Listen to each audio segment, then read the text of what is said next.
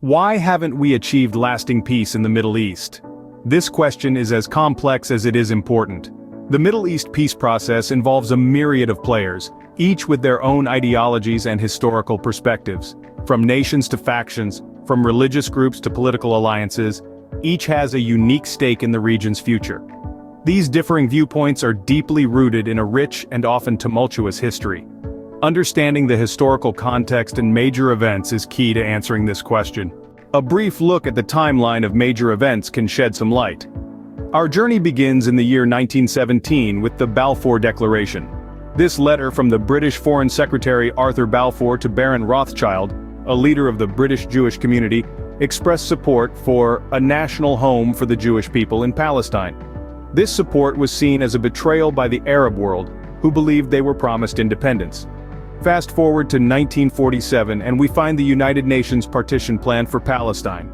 This plan proposed the creation of independent Arab and Jewish states with Jerusalem under international administration. But the plan was rejected by the Arab countries and Palestinian leaders, leading to the Arab-Israeli War in 1948. The Six-Day War in 1967 was a pivotal moment. Israel captured the West Bank, Gaza Strip, Sinai Peninsula, and Golan Heights. This event significantly changed the conflict's geographical and political landscape, as Israel now controlled territories with significant Palestinian populations. In 1979, the Camp David Accords marked the first peace agreement between Israel and an Arab country, Egypt. This agreement led to the withdrawal of Israel from the Sinai Peninsula and established diplomatic relations between the two countries. Fast forward to the Oslo Accords in the 90s. These agreements were significant as they marked the first direct face-to-face agreement between Israel and the Palestine Liberation Organization. However, the accords failed to bring lasting peace due to various reasons, including the assassination of Israeli Prime Minister Yitzhak Rabin. Now let's leap to 2020 with the Abraham Accords. These agreements marked a shift in the Arab world's stance towards Israel, with the United Arab Emirates and Bahrain normalizing relations with Israel. Yet, these accords have been criticized for sidelining the Palestinian issue. As we've traveled through this timeline, it's clear that each event has played a significant role in shaping the current state of affairs in the Middle East. The path to peace is complicated, with each event adding another layer of complexity.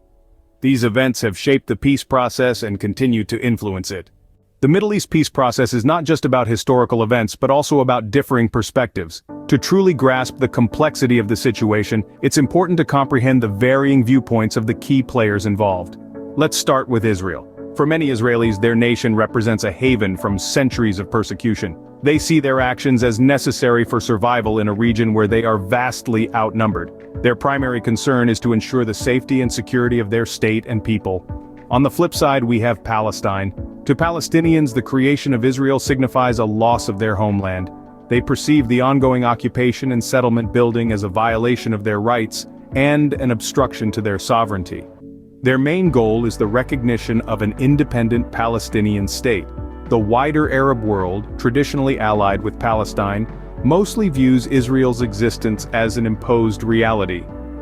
They see the West's support for Israel as a part of a larger pattern of Western interference in the region. Then, there's the Western world. Their involvement is often driven by strategic interests and historical alliances. They see themselves as mediators, although their actions are sometimes perceived as biased. These divergent perspectives, deeply rooted in historical experiences and national identities, have complicated efforts towards peace. Each side holds onto their narrative tightly, making compromise difficult. Understanding these perspectives is crucial to understanding why peace remains elusive. So, why haven't we achieved lasting peace in the Middle East? It's a question of astonishing complexity, layered with centuries of history, cultural differences, and geopolitical interests. We've walked through some significant historical events that have shaped the region, each one adding another piece to the intricate puzzle that is Middle East peace. The peace process isn't straightforward, and it's influenced by a myriad of factors.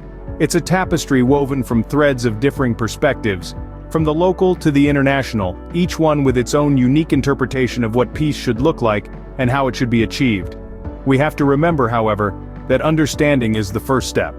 By acknowledging the complexity of the issue and recognizing the importance of these diverse perspectives, we open the door to dialogue, to empathy, and hopefully, to solutions. Achieving lasting peace in the Middle East is a complex task, but understanding its complexity is the first step towards finding a solution.